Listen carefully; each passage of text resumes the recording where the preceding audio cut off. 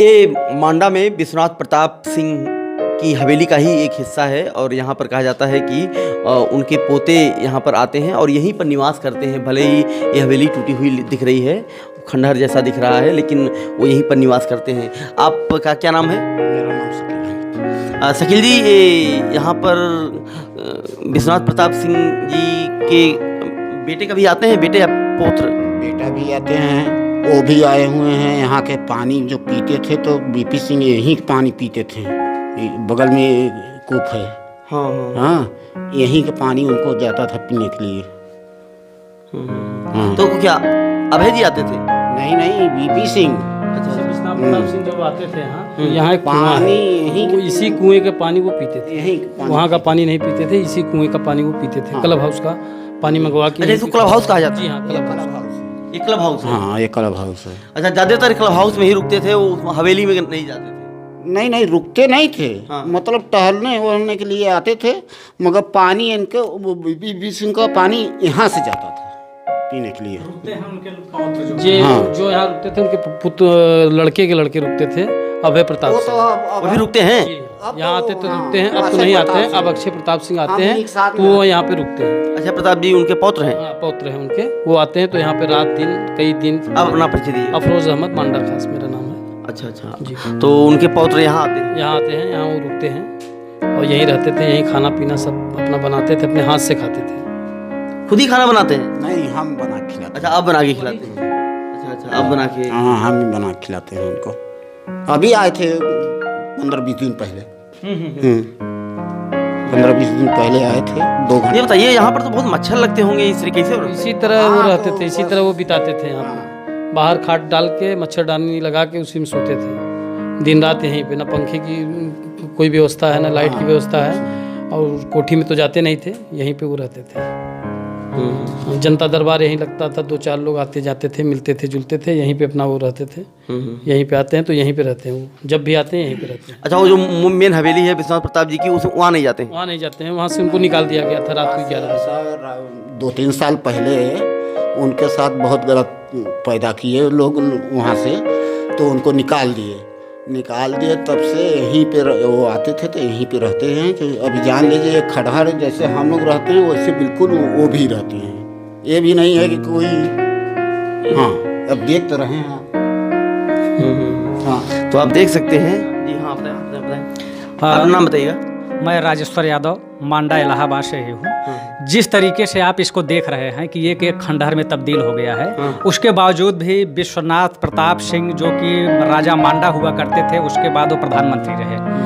उसके बाद उनके 2 बच्चे रहे। 2 बच्चों के बीच में एक उनका पौत्र है जो कि अक्षय प्रताप के नाम से जाने जाते हैं। आज आप देखते होंगे कोई सांसद हो जाता है, विधायक हो जाता है, या कुछ भी हो जाता है तो वह जो है आलीशान ज़िंदगी गुजारता है, वह अच्छे मकानों में रहता है, एयर कंडीशन में रहता है। लेकिन जिस तरीके से बीपी सिंह रहे हैं कि एक राजा रजवाड़ा होते हुए ज़मीन पर बैठना, गाड़ी से चलना, बाइक से चलना, वह स्थिति जो है अक्षय प्रताप में देखी जाती है। कि जब अक्षय प्रताप यहाँ आते हैं तो जहाँ आज लोग बिस्लरी का पानी पीते हैं, वो यहाँ के कुएँ का पानी पीते हैं।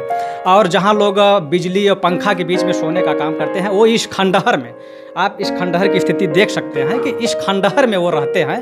तो एक तरीके से अगर देखा जाए और कहा जाए तो जो कि राजे रजवाड़े हुआ करते थे, तो वास्तविक में अगर देखा जाए तो आज जो राजे रजवाड़े और उनके अंदर जिस तरीके की भावनाएं हैं वह अक्षय प्रताप में देखी जाती हैं। तो जिस तरीके से खंडहर है यहाँ, यह रह लेना ये तो आम आदमी के बस की भी बात नहीं है। लेकिन जिस तरीके से वो लोग यहाँ रह रहे हैं तो यह नहीं कहा जा सकता है कि वो किसी राजे रजवाड़े खानदान में पैदा हुए हैं और उनके अंदर ऐसी जो है राजसी ठाट बाट है वो बिल्कुल देखने को नहीं मिलती है। जिस तरीके से वो इस खंडहर में रहकर रात बिताने का काम करते हैं और यहाँ रह के ही खाना भी यहीं बनवाते हैं और यहीं खाना खाते हैं। और यहाँ आसपास लोग ये भी बताते हैं कि अगर वो आते हैं तो कोई भी गांव का बच्चा हो, वो चाहे दलित हो, चाहे बैकवर्ड हो, चाहे माइनॉरिटी हो, अगर वो उनको बुला लेता है तो उसके घर जाकर वो खाना भी खाते हैं और खाना खाते हैं, उसके साथ रहते हैं, उठते हैं, बैठते हैं।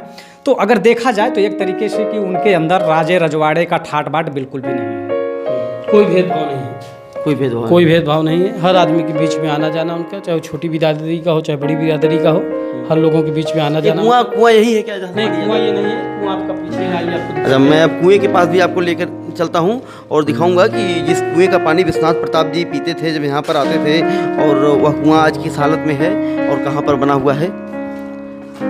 और यहाँ पर कहा जाता है कि विश्वनाथ प्रताप जी जब भी आए हैं तो यहीं पर इसी कुएं का पानी वह पीते थे।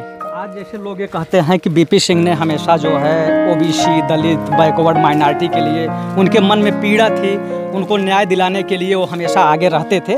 तो आप यहाँ देख करके आप समझ सकते हैं कि किस हालात, किस परिस्थिति, जंगल झाड़ी बिहाड़ में वो रह कर अपना जीवन गुजारते थे। तो वह एहसास होता था उनको कि वास्तविक में जो लोग गाँव में रहते हैं, गलियों में रहते हैं। ये है कुआं, देखिए एक कुआं है, जाना है हाँ ठीक है, एक कुआं है जिसका पानी विश्वनाथ प्रताप सिंह जी मंगवा करके पीते थे। ठीक है, आगे नहीं जाएंगे बस। पूरे क्षेत्र के लोग इस पानी को पीते थे जब व्यवस्था नहीं थी यहाँ पे, तो इसी कुएं से ले जाते थे पानी।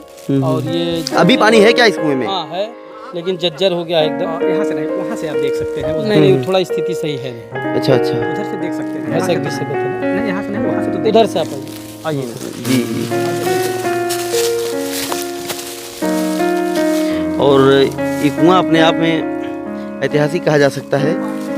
पानी तो सूख गया है, लेकिन इस कुएं का पानी ही विश्वनाथ प्रताप जी पानी है, मंगवा कर पीते थे।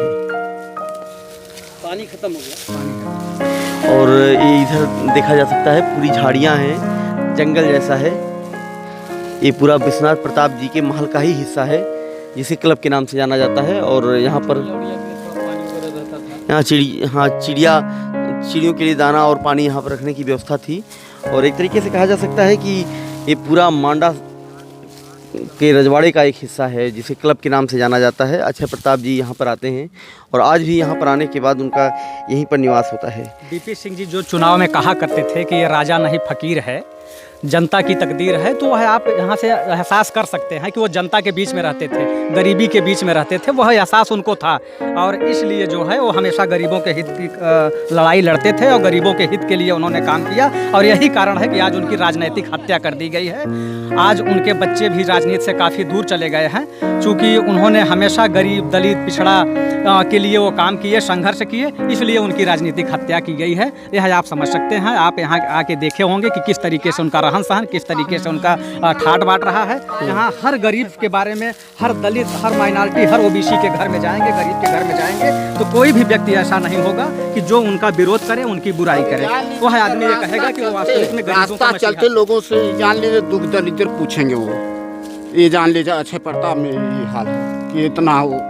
हाँ, जितना बीपी सिंह में हमारे था वही ठीक, वही गुण अक्षय प्रताप में है। जो बीपी सिंह में था वही चीज ठीक अक्षय प्रताप में है। अक्षय प्रताप जैसे लोगों को तो मैं ये कहूँगा कि उनको राजनीति में आके संसद के अंदर जाना चाहिए और गरीबों की, दलितों की, माइनॉरिटी की बात को उनको संसद के अंदर उठानी चाहिए। अगर अक्षय प्रताप जी आके अगर यहाँ से चुनाव लड़ते हैं और संसद में जाते हैं तो यहाँ जो गरीबों का, आज लोग एक तरीके से जब चुनाव आता है तभी वो बड़े बड़े भाषण देते हैं कि हम भी गरीब हैं, हम भी किसान हैं, लेकिन संसद में जाने के बाद वो केवल पूंजीवादी व्यवस्था, सामंतवादी व्यवस्था को कायम करते हैं। लेकिन अक्षय प्रताप जैसे अगर लोग आएंगे तो वास्तविक में जो गरीबों के बीच में रहे हैं वो संसद में जाएंगे। तो जिस तरीके से उनके दादाजी ने गरीबों और दलित, माइनॉरिटी और ओबीसी के लिए उन्होंने काम किया है, वही काम अक्षय प्रताप से लोग उम्मीद लगा के रहते हैं। वो दिखाए कौन रहता है? वही जहाँ हम उनका बिस्तरा है, देख लीजिए, जहाँ पर अक्षय जी का बिस्तर लगा हुआ है, जहाँ वो सोते हैं, जहाँ ठहरते हैं, वो चीज़ आपको दिखा दे रहे हैं। ये अपने आप में पहली बार सामने आ रहा है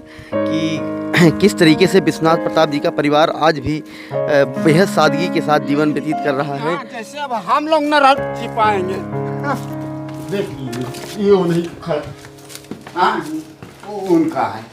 ये मैं आपको दिखाना चाहूँगा कि अक्षय जी किस तरीके से इस एक छोटे से कोठरी में रहते हैं। और एक कोठरी है, इसी पर सोते हैं। ये बिस्तर है, जिस बिस्तर पर विश्वनाथ प्रताप सिंह के पौत्र अक्षय जी सोते हैं। और इस छोटी सी अलमारी है और रैक बना हुआ है। ये सब एक तरीके से जो कुछ कहा जाए वो अपने आप में तस्वीरों के माध्यम से ही बयान हो सकता है। ये कौन है? गोपाल सिंह, अच्छा, ये कौन है? राजा राम गोपाल सिंह, ये उनके पिताजी। अच्छा अच्छा, बीपी सिंह के पिताजी हैं, बीपी सिंह के दादाजी हैं। बाबा ओके ओके। आप बीपी सिंह के पिताजी हैं, जिन्होंने गोद लिया था वो उनकी है राजा राम गोपाल सिंह। राजा राम गोपाल जी, और ये बीपी सिंह के एक तरीके से बाबा हैं, दादाजी कहे जा सकते हैं। ये दादाजी हैं। दादाजी का क्या नाम था? अच्छा ठीक है, ये दादाजी हैं। राजा राम गोपाल सिंह है, ये छत्रपाल सिंह है, ऐसे का कुछ नाम नहीं लिखा है। अब पुरानिया तो है नहीं, मतलब बिल्कुल बिल्कुल बिल्कुल बिल्कुल। और ये तस्वीरें भी लगी हुई हैं अक्षय जी के कमरे में, यानी कही जा सकती हैं कि उन्हें अपने पुरखों से किस तरीके से लगाव है और किस तरीके से वो इस सब को सहेजना चाहते हैं। और बाकी मैं इधर भी दिखाने की कोशिश करूँगा कि इधर क्या कुछ है। और यही उनकी पूंजी है, यही उनका विरासत है और यही उनका आवास है। और एक तस्वीर बनी हुई है, ये तस्वीर समझ में तो नहीं आ रही है कहाँ की है, लेकिन ये अक्षय जी के बेडरूम में लगी हुई है एक तरीके से। ये अक्षय जी का बेडरूम है, जो कहा जा सकता है 10 बाई 12 का होगा, 10 बाई 15 का होगा, लगभग यही इसका आकार होगा। और इस आकार में विश्वनाथ प्रताप सिंह की विरासत रहने का काम करती है। मांडा से फर्क इंडिया के लिए अखिलेश कृष्ण मोहन। खबरें पाने के लिए सब्सक्राइब करिए, घंटी दबाइए और सबसे पहले खबरें पाइए। लाइक और शेयर करना न भूलें।